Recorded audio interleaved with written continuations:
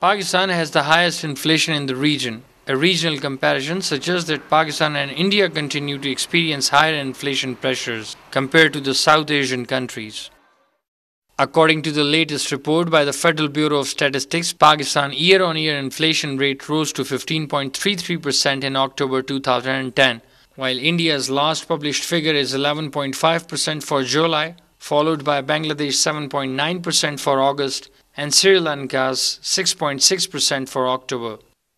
This is the second highest inflation, 26%, 29%, 19% for commodities production. And if we say apparently there is no war, but there is a war. This is not war with India, it is not a direct war, but we are facing war against terrorism. And at the consequences, because of the consequences of war, definitely we are facing different economic problem at different fronts.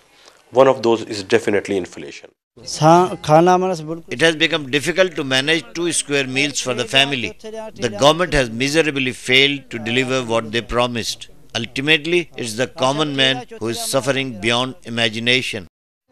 Inflationary pressures has escalated over the past few months, driven by a combination of factors. Food inflation caused mainly by short-term disruption to the agricultural supply chain post-flood, upward adjustments in energy prices and continued government borrowing for budgetary support in the absence of external inflows.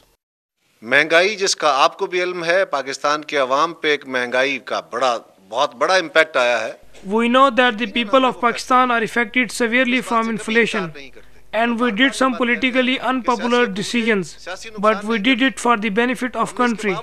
We cannot carry on with subsidies. Where will that money come from? We have to balance between expenditure and income.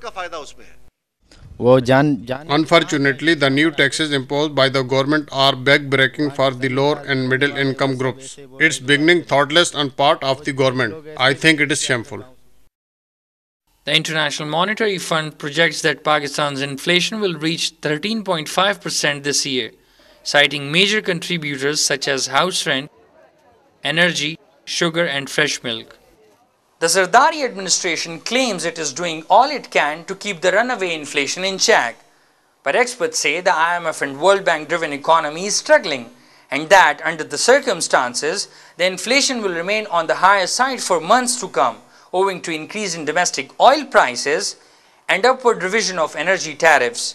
Muhammad Toori, Press TV, Karachi.